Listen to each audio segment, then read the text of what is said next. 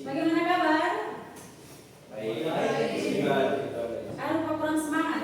Bagaimana kabar? Baik. Luar biasa. Selamat. Bapak Bu.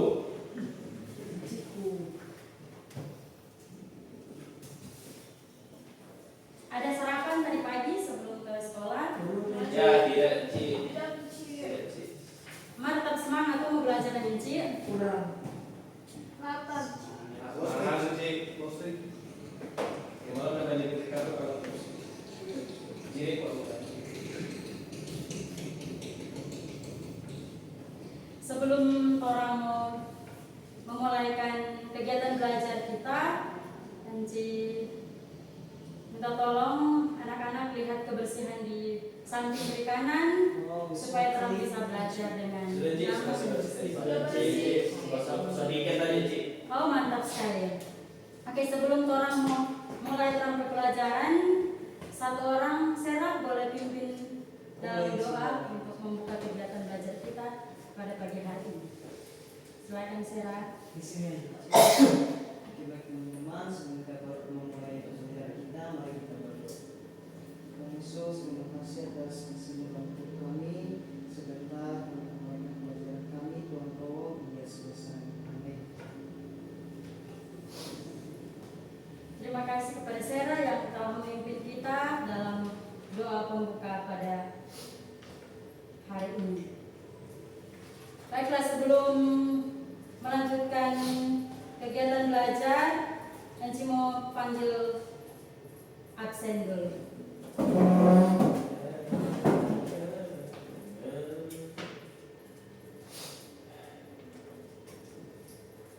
Reksi Joshua Sendu. Hadir. Sarah Lihat. Hadir, Ci. Jovita. Hadir, Ci. Rahmat Hasan. Apa, Ci? Oh, apa kabar dia? Ada Ci. Yasser.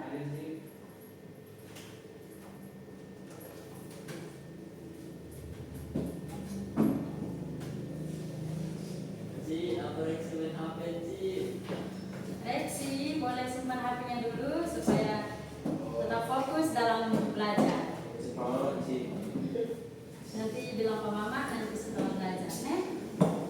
Sekarang lanjut, orang belajar tentang basis data. Saudara pernah dengar tentang basis data? Nanti orang belajar sama-sama. Dengan orang belajar ini basis data, orang dapat menerapkan basis data dalam kehidupan sehari-hari dan juga dapat menentukan prosedur operasi dasar basis data dengan baik dan menerapkan sejumlah pengkodean dalam basis data serta dapat menentukan struktur basis data dan dapat membuat relasi-relasi antar kelompok yang saling berhubungan. So, ada yang bisa mengerti sedikit setelah mendengar apa yang Ci katakan tadi? Boleh, Ci. Oke. Sekarang telah masuk di materi. Basis data. Basis data yaitu himpunan kelompok data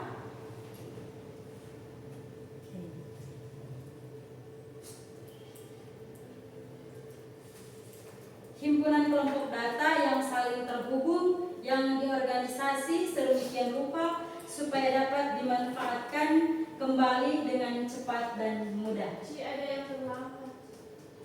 Boleh masuk, boleh. Oke, silakan duduk, cari kursi yang kosong.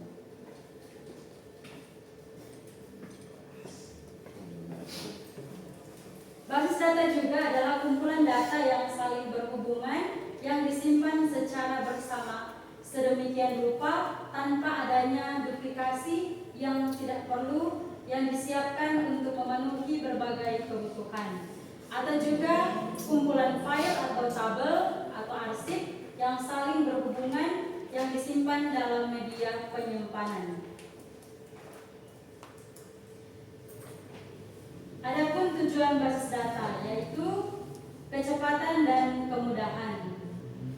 Di sini memungkinkan untuk melakukan perubahan atau manipulasi terhadap data atau menampilkan kembali data dengan lebih cepat dan mudah. Efisiensi ruang penyimpanan. Efisiensi atau optimalisasi penggunaan ruang penyimpanan dengan melakukan penekanan atau menghilangkan redundansi atau duplikasi data. Keakuratan yaitu menerapkan aturan atau batasan tipe data, domain data, atau keunikan data untuk menghindari pemasukan data yang tidak akurat.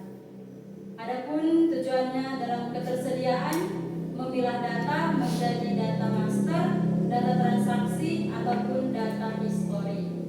Dalam kelengkapan, menambah record-record data dan melakukan perubahan struktur dalam basis data, baik dalam bentuk penambahan objek baru atau tabel, atau dengan penambahan fil-fil baru pada tabel.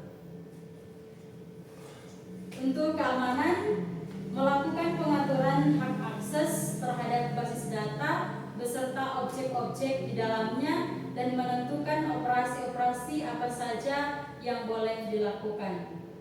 Dan dalam kebersamaan pemakaian, penggunaan data dalam suatu basis data oleh berbagai pihak. Operasi basis data. Sini menghilangkan redundansi atau duplikasi data yang dilakukan dengan yang pertama menerapkan sejumlah pengkodean. Ada yang tahu bagaimana menerapkan dalam sejumlah pengkodean dalam basis data? Lalu kalau dari kata kode itu sendiri ada yang bisa mengerti? Dari kata kode. Kode berarti itu kata khusus. Dalam pengkodean di sini kita juga bisa tahu ada beberapa macam kode, yaitu ada barcode dan juga ada color code. Dengan barcode, pernah lihat yang namanya barcode? Adik-adik sudah pernah lihat? Kan biasa kalau adik-adik ke supermarket belanja, jadi setiap barang itu ada yang di bagian belakang produk, mau beli snack atau sabun atau perlengkapan lainnya, di belakang produk itu ada yang namanya barcode.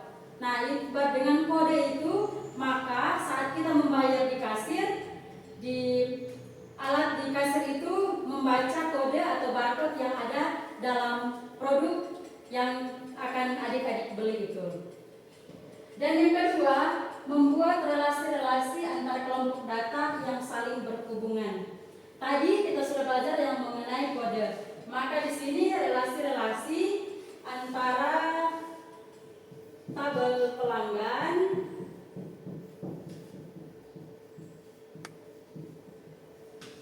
dan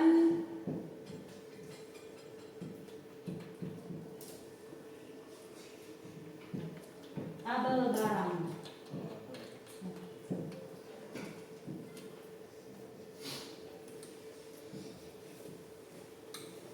Di sini tabel pelanggan ada nomor pelanggan,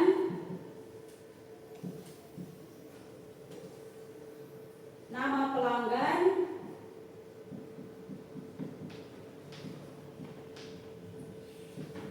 dan alamat pelanggan. Dan tabel barang di sini ada nomor barang atau kode dari barang, nama barang yang akan dibeli,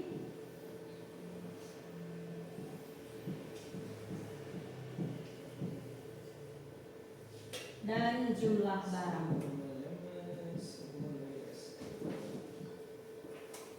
Bisa dibaca di situ tulisan?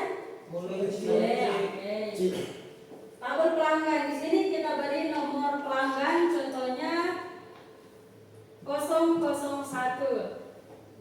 Kita taruh 3 pelanggan, 002, 003. Nama pelanggan, kasih contoh. Yang pertama Rexi, yang kedua Juan, yang ketiga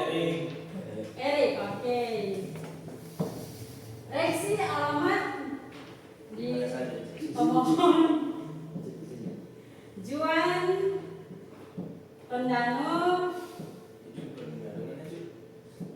Ini pengandaian saja, ini cuma andaikan supaya jelas dia punya alamat. Boleh tujuan? Boleh Ci. Oke. Sedangkan Erik di Ayam Madi. Ini tadi ada yang keluar kelas Ci. Siapa dia? Itu Ci. Oke, terlanjut Jam. Oke, nomor barang bisa juga 011, 012, 013. Nama barang seperti Rexi mau beli wafer. Ini pengandaiannya Rexi. Terus Juan mau beli sabun mandi, sabun cuci. Oke. Dan Erik mau beli celana dan lain-lain. Oke. Jumlahnya seperti 2, di sini 5, di sini 10. Oke. Nah, kalau tadi kan Enci bilang membuat relasi antar kelompok data yang saling berhubungan. Kalau di sini ada tabel pelanggan dan juga tabel barang. Tadi kan pertama kode kan bisa adik-adik lihat ini kode nomornya ini juga bisa kode barang. Dan kalau Enci bilang relasi-relasi antar kelompok data yang saling berhubungan, itu adik-adik bisa sebelum menjelaskan apakah adik-adik bisa melihat di mana sih yang bisa dikatakan relasi antara tabel barang dan tabel pelanggan. Ada yang bisa tahu sebelum Enci lebih lanjut? Nama barang. Apa itu? Nomor pelanggan, nama pelanggan, alamat pelanggan. Nomor barang, nama barang, jumlah barang. Jumlah barang ini dari tabel barang. Ci salah tulis itu jumlah Yang mana? jumlah itu jumlah Ci. Oh, oke, sorry. Jumlah, oke. Sorry, Enci Demantos agak kabur sedikit jadi tunda. Oke. Jadi bahas tentang relasi Enci lanjut ya. Supaya relasi, maka relasi tabel pelanggan dan tabel barang adik-adik bisa lihat dari ini, dari nomor pelanggan dan juga di nomor barang. Oke, bisa? Bisa Ci. Sama juga yang nomor 2, nomor 3 dengan di nomor barang. Jadi dia berkaitan dengan barcode yang ada tadi. Kita mengambil barang dengan kode barcode yang ada dan kita ke kasir dan di scan di alat scan yang ada di kasir. Maka melalui barcode itu nama barang yang kita beli akan muncul di perhitungan yang ada di kasir. Oke? Bisa mengerti anak-anak? Bisa Ci. Oke, yang cuma lanjut. Itu juga dalam di rumah juga atau di sekolah, adik-adik juga bisa terapkan dalam jadwal mata pelajaran. Ada mata pelajaran yang adik-adik pilih, ada juga guru yang mengajar di mata pelajaran tertentu. Jadi mata pelajaran dan guru mata pelajaran itu saling berkaitan atau ada relasi yang berhubungan. Bisa dimengerti? Oke. Nah, di sini setelah kita belajar tadi penerapan dan relasi yang ada, di sini bagaimana penerapan basis data. Basis data dapat diterapkan dalam kepegawaian, pergudangan, perbankan, rumah sakit, pendidikan. Ada yang bisa kasih contoh di salah satu itu bagaimana sih kenapa basis data diterapkan di kepegawaian atau di pergudangan dan lain sebagainya. Ada yang bisa kasih contoh? Di rumah sakit Ci. Ya, di rumah sakit bagaimana itu diterapkan basis data? Contohnya bisa nama pasien, data pasien. Oke, betul sekali. Yang lain berarti Enci rasa yang lain juga so bisa paham. Perbankan Ci, Ya, perbankan bagaimana itu? data saham. Ya, sah. Betul sekali. Oke, setelah adik-adik mengetahui penerapan basis data dalam kehidupan sehari-hari, kita lanjut juga apa itu sistem basis data. Erik boleh bantu Enci untuk baca yang ada di papan? Sistem yang terdiri dari atas kumpulan file atau tabel yang saling terhubung dalam sebuah basis data di sebuah sistem komputer, dan sekumpulan program yang memungkinkan beberapa pemakai dan atau program lain untuk mengakses dan memanipulasi file-file atau tabel-tabel tersebut. Oke.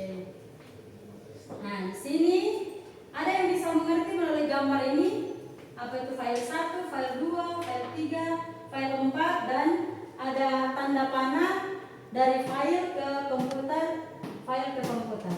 Ada yang bisa mengerti? Tidak. Oke, nanti ulang di halaman sebelumnya. Di halaman sebelumnya mengatakan sistem yang terdiri dari atas kumpulan file yang saling terhubung dalam sebuah basis data di sebuah sistem komputer, dan sekumpulan program yang memungkinkan beberapa pemakai dan program lain untuk mengakses dan memanipulasi file-file atau tabel-tabel tersebut.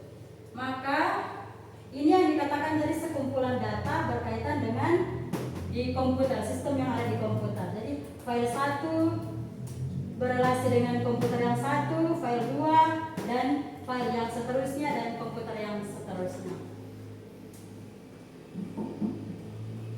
Oke, dalam materi sampai di sini ada yang bertanya?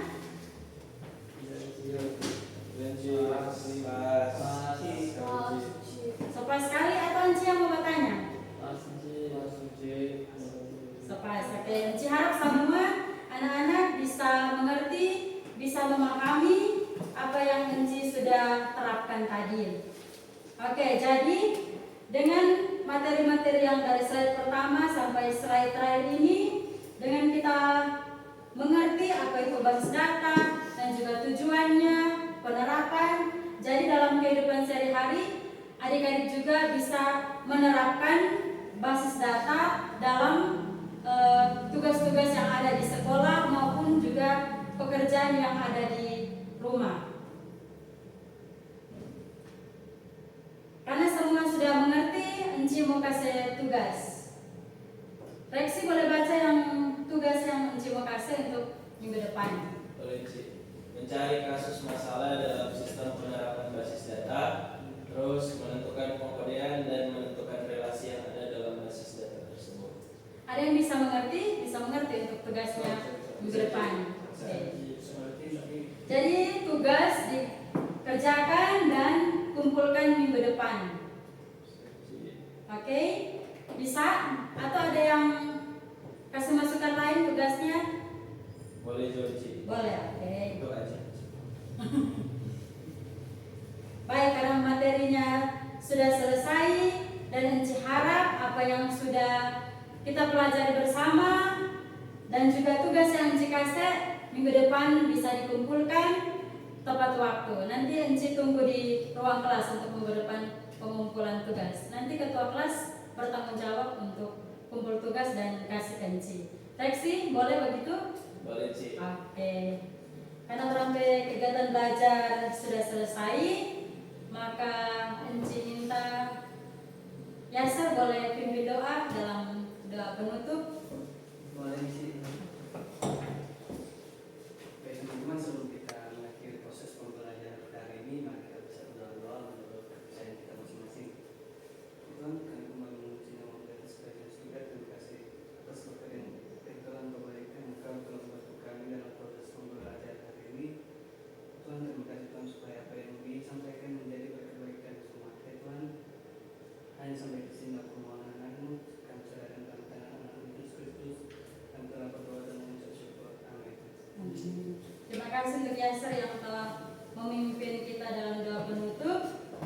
Baiklah anak-anak, Ibu ingatkan kembali, jangan lupa untuk menyelesaikan tugas untuk minggu depan. Oke, kelas sudah selesai. Anak-anak bisa pulang atau masih ada mata pelajaran lain, silahkan dilanjutkan. Oke, sampai ketemu minggu depan. Terima kasih.